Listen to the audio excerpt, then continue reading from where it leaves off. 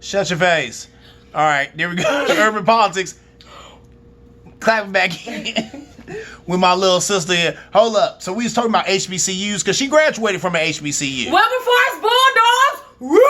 That is the HBCU. Why must I be like that? Why must I chase the cat? Okay. Wilberforce. So hold up. What was all that stuff you said to me about a historically black college or university? What makes that different than going to an OSU or a Kent State or something like that? So interpersonally, it made it different because like the night before my first classes, which was a Sunday night, I was a wild college girl, and I was kicking it, and I got a call from a block number. Hard for you to believe that, huh? I got a call, right, because I'm a Mormon. I got a call from a block number, and it said, is this Lydia Edwards? And I said, who is this? In my best city girl's voice. Mm. And this person said, I'm Professor Stubblefield, and I expect you in my class tomorrow morning at 8 o'clock a.m. sharp. Mm. And when I slacked and going to class, these same professors called my parents, which I felt was against the law because I was 18, amen. And it is none of my parents' business what I'm doing. But what it was that these people had a vested interest, like a vested personal and professional interest in me excelling and growing. Mm-hmm. It was the first time I had been to college before. I have 2 degrees before I got this degree. And I went to a PWI the first time. And I had never What is a PWI? A public white institution. Okay. It's a white college. Okay. Regular college. And I had never had a paper rejected. Mm-hmm. Because I'm eloquent and I'm intelligent. And when I went to a HBCU, I had papers rejected by the same professors. And it would anger me. It would anger me. Classes that I had always maintained an A in, I was hustling for a B in. I was praying my way through chemistry. And I had never been the kind of person that had to study.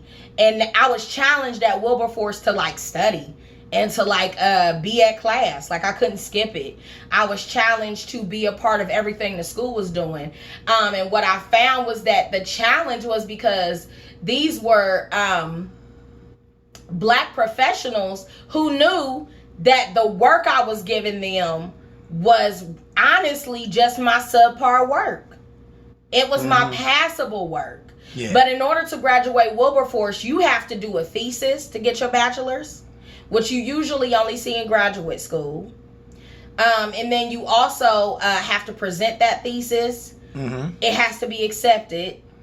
And it has to be able to be a working thesis. So it can't be in theory. It has to be something physically that you got done in the community.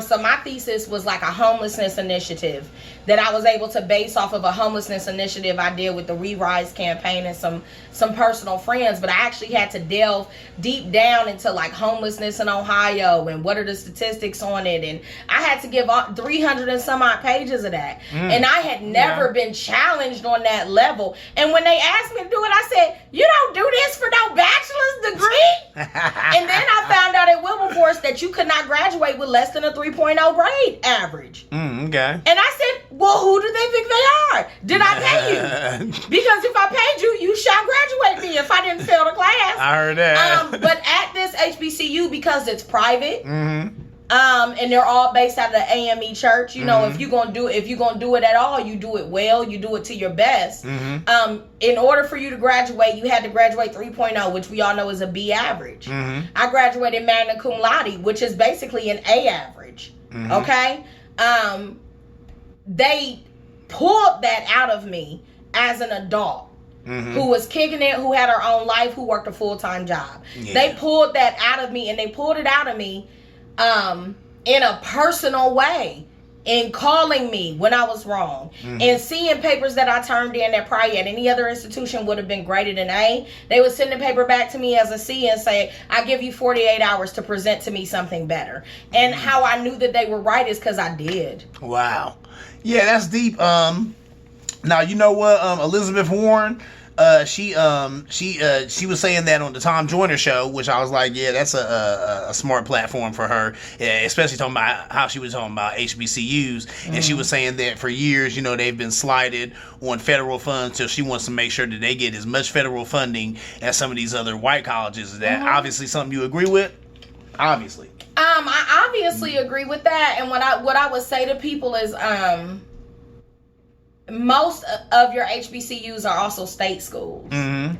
And that's what she was saying. A lot of these other white state schools haven't gotten the funding, or they do get the funding that a lot of these HBCUs that are still state schools don't get the funding that some of these white schools get. So when you talk about Central State, that is a HBCU. True indeed. That is a state school. When you talk about North Carolina A&T, that's a state school. When you talk about FAMU, that's a state school. When you talk about Talladega, that's a state school. Okay.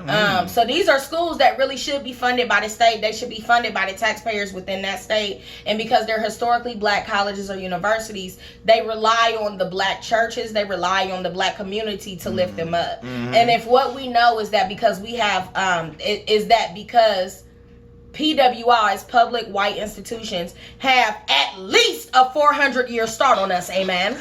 At least, amen. At least a 400-year start on us, amen. Amen.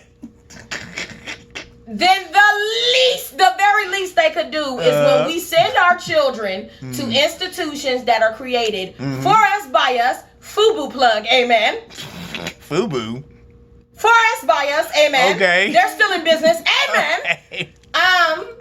When we send our children to these schools, the taxes that we pay within our states should fund these schools. So Central State never should have had a problem where they couldn't get water into the building. Wilberforce should have never had a problem where they had to shut down dorms. Beyonce giving $5,000 to Wilberforce. I didn't know about that. Yeah, there you go. I'm not surprised Queen Bee gets in Lady there. B does not play any game. Hey, she ain't missing. But you should ask yourself why that's interesting. People on this level, and I don't want to say his name because he got a bad name right now, but Jussie Smollett and a couple other black people came together to try to save Bennett College. Bennett is a HBCU that is specifically a women's college. Yeah. Do you know black women were the last to get the right to be educated? Message. Yeah. I'm not a feminist, I'm a black womanist. We were the last to get the right to be educated or to vote. Yeah. And Bennett is a black woman's college. Yeah. So the fact that people had to come together in the year of our Black Jesus 2019 and say, we need to save this college that supports the people on this planet who are the leading entrepreneurs. Yeah. They're the most educated, and they're the most successful human beings right now. That's statistically. Black women are the most educated, the leading entrepreneurs, and we're actually the leaders of business acumen right now in the world, in the entire world. The fact that somebody had to bring a meeting together of humans and say, hey, we might should check on this school that is literally pushing humanity and us as a race along so that we can stay ahead of the lions and tigers and bears. That's crazy, bruh. So yes, I do agree. We need somebody there to have an agenda that's black, and we have to get somebody who's not afraid to say a black agenda, because oftentimes you get people who say, oh, well, I don't see color, I'm American. Well, if you don't see my color, you don't see my plight, my flight, or my fight. Yeah, there was I was listening to a thing on NPR today, and I love NPR, and they were talking about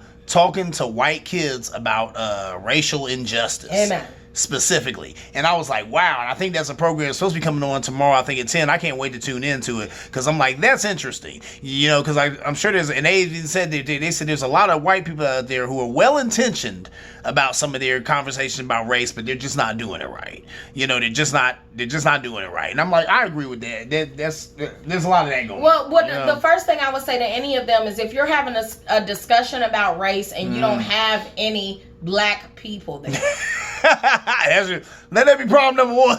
If you're having a discussion, have a conversation about diversity, there's no diversity in the world. And there's no diversity in the world.